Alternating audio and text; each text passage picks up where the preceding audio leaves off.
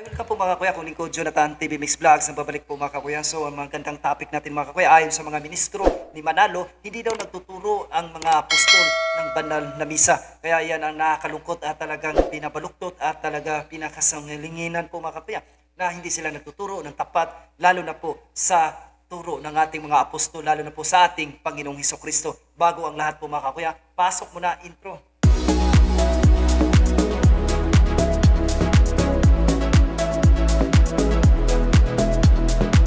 Mga kuya, nagbabalik po mga kuya. So, panoorin po natin ang video ng mga ministro ni Manalo po mga kuya. Malinaw po ang tagubilin sa atin ng mga apostol para hindi tayo mapahamak doon sa mga aral o katuruan na tinanggap ninyo sa inyong relihiyon. Pakinggan ninyo ang nakatala dito po sa Galacia 1:8 ay ganito ang pagtuturo sa atin ng mga apostol, unawain po ninyo. Datapat kahimat kami, o isang anghel na mula sa langit, ang mangaral sa inyo ng anumang ibanghelyo na iba sa aming ipinangangaral sa inyo ay matakwil. Yan po ang tagubilin ng mga apostol sa mga tunay na Kristiyano. Hindi dapat tanggapin, hindi dapat panatilihan ang alinmang aral na iba sa itinuro ng mga apostol. Sa mga tuwid, napatunayan natin, wala sa Biblia, salungat pa sa Biblia, ang kaparaan ng isinasagawa sa pagsambang Katoliko na tinatawag nilang misa. Kaya hindi nakapagtataka na napakaraming mga umaanib sa Iglesia ni Cristo na nagmula sa Iglesia Katolika Romana at nabuksan ang kanilang pangunawa nang sila ay magsuri sa mga aral ng Biblia, sa mga katotohanan ng sinasampalatayanan sa loob ng Iglesia ni Cristo. Panood niyo po mga kuya ang kanilang mga turo na talaga nakakatakot po mga kuya, no? Na talaga hindi daw nagtuturo ang mga apostol about sa banal na misa po mga kuya. Ayon dito sa pagtuturo ng mga apostol tungkol sa banal na misa ay nag-uugat mismo sa katuruan at halimbawa ni Hesukristo, lalo na sa huling hapunan. Sa Ebanghelyo, partikular na sa Matthew 26 verse 26 hanggang 28, Marcos 14 verse 22 hanggang 24, Lucas 22 verse 19 hanggang 20, sa 1 Corinto 11 verse 23 hanggang 26 po mga kuya. Makikita na si Jesus mismo ang nagtatag ng sakramento ng Eucharistia sa pamagitan ng pagbabasbas sa tinapay at alak na sinasabing,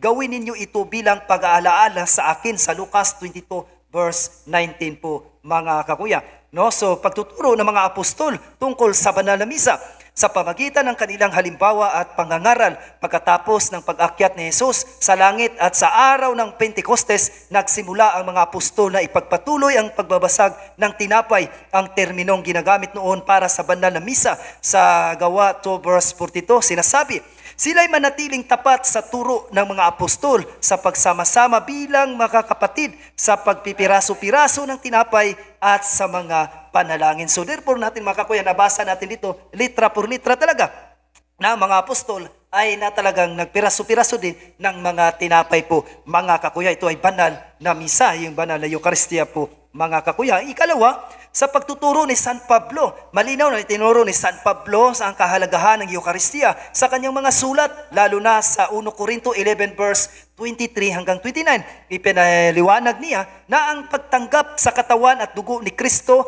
ay dapat gawin ng may pananampalataya at paggalang dahil ito ang tunay na pagkikibahagi sa sakripisyo ni Kristo. So ang ikatlo, no, sa mga unang Kristiyano, sa mga sulat ng mga unang ama ng simbahan, Church Father, tulad ni na San Ignacio ng Antioquia sa 107 AD at si San Faustino Martir sa taong 150 AD, makikita na ang banal na misa ay itinuturo at isinasagawa bilang isang banal na pag-aalay ng katawan at dugo ni Kristo, alinsunod sa halimbawa ng mga apostol po mga kakuya. So sa mga katuwid, itinuturo ng mga apostol ang banal na misa sa pamagitan ng kanilang direktang pagtuturo, pagsasagawa nito sa mga unang Kristiyanong komunidad at sa pamagitan ng mga sulat ng nagpapatibay sa kalagahan ng Eucharistia bilang sentro ng pananampalatayang Kristiyano. So ano ang mga parusa sa mga taong iniiba ang turo ng mga apostol po, mga kakuya.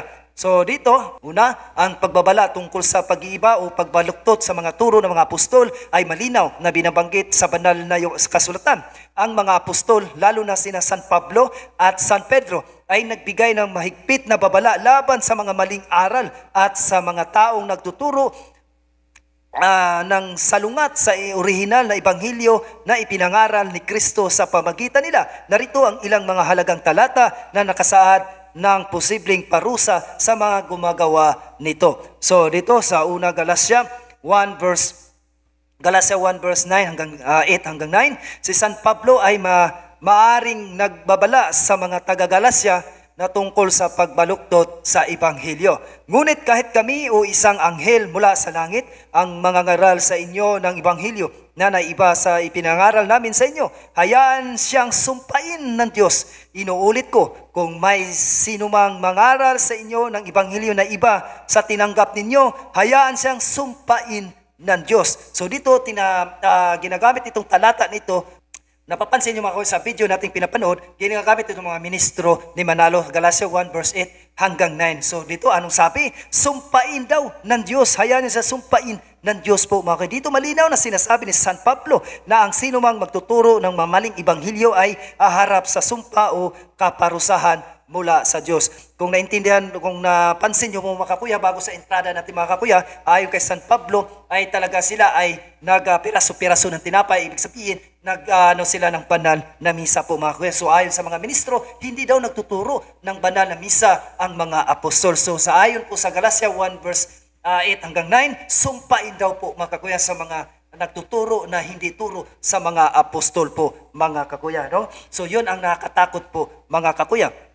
Dagdagan natin sa 2 Pedro 2 verse 1 hanggang 3, nagbabala rin si San Pedro tungkol sa mga bulaang propeta at guro.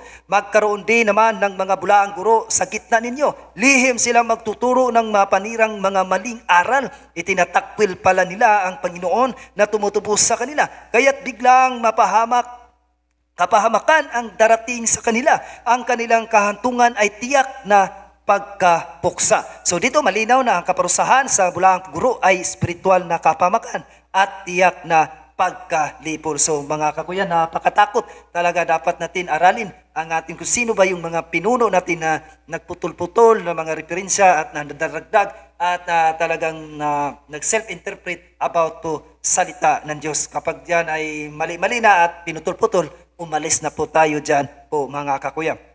Ang ikatlo, sa Apokalipsis 22 verse 18 hanggang 19, nagbigay din ng babalas San Juan ng sinumang magdaragdag o magbabawas sa salita ng Diyos. Aking ipinahayag sa bawat nakikinig sa mga salita ng propesiya sa aklat na ito. Kung may magdagdag sa mga ito ay daragdag ng Diyos sa kanya ang mga salot na nakasulat sa aklat na ito. At kung may mag-alis sa mga salita ng aklat ng propesiyang ito, aalisin ng Diyos ang kanyang bahagi sa punong kahoy na buhay at sa banal na lungsod na nakasulat sa aklat na ito. So dito po mga kakuya, talagang nakakatakot talaga ang parusa ng magdagdag o pagbabawas ang salita ng Diyos ay ang pagkawala ng bahagi ng kaligtasan at buhay na walang hanggan po mga kakuya. So nakakatakot talaga po mga kakuya. Dagdagan pa natin dito sa pang-apat sa 2 Juan 1 verse 9 hanggang 10. Si San Juan naman ay nagbigay rin ng malinaw na utos tungkol sa pakikitungo sa mga maling guro. So dito mas matindi dito po mga kakuya, sabi ni San Juan. Ang sino mang hindi nanatili sa turo ni Kristo kundi lumalabag dito ay walang kaugnayan sa Diyos. No, ang nanatili sa turo ay may kaugnayan sa Ama at sa Anak. Kung may dumating sa inyo na nagtuturo ng ibang aral, huwag ninyo siyang tanggapin sa inyong bahay ni batiin man. So therefore po mga, kung may dumating mga pastor na kaiba sa ating pananampalataya ay huwag daw batiin o huwag daw tanggapin sa ating pamamahay. Tandaan niyo mga kakuya, sila ay lumalabag sa utos ng Diyos. Ang purpose lang talaga nila mga kakuya, makamudos. Gamit ang Biblia, salita ng Diyos, para maakay kanila sa kanilang iglesia na tatag lamang ng tao. Ang parusa sa mga nagkakalat ng maling aral ay ang pagkahiwalay sa Diyos at sa kaligtasan po mga kakuya. So nakakatakot talaga po mga kakuya. No? Ang mga pangunahin na parusa sa mga nag-iiba ng turo ng mga apostol. Una, ang espiritual na kapahamakan, pagkahiwalay sa Diyos at pagkawala ng kaligtasan. Ikalawa, sumpa ng Diyos tulad ng sinasabi ni San Pablo sa mga taga-Galasya. Ang ikatlo, ang kapahamakan sa huling paghuhukom. Ang mga bulaang guro ay harap sa paghuhukom at tiyak na pagkalipol at ang pang-apat, pagkawala ng bahagi sa buhay na walang hanggan tulad ng babala sa aklat ng Apokalipsis po mga kakuya. So ano bang konklusyon natin po dito mga kakuya? So ang konklusyon, ang pagkabaluktot o pag-iiba sa mga turo ng mga apostol ay ituturing na isang mabigat na kasalanan na may kakahibat na espiritual na kaparusahan mula sa Diyos. Ang mga apostol ay nagbibigay ng malinaw na babala na ang ganitong uri ng maling pagtuturo ay hahantong sa sumpa, kapahamakan at pagkawala ng kaligtasan po mga kakuya. So therefore po mga kakuya, na dito ay napatunayan po natin po mga kakuya na talaga tandaan natin, no? So talagang ang mga tagapagturo natin ay mali-mali na at nagputol-putol ng mga talata ay talagang iwas na po tayo dyan po mga kakuya. Mapahamak rin pati sa atin, mapahamak ang ating mga kakaluluwa, lalo na po sa mga ministro, no? So muli maraming salamat mga kuya at mag-aral at magsuri po talaga tayo ayon sa Hoseas 4 verse 6, my people are destroyed for lack of knowledge po mga kakuya. Kaya delikado talaga kapag wala po tayong background sa tunay na aral na tatag ng ating Panginoong Hesukristo. The Catholic Church is founded by Jesus Christ. Muli maraming salamat at God bless po sa ating lahat. Ingat po tayo palagi.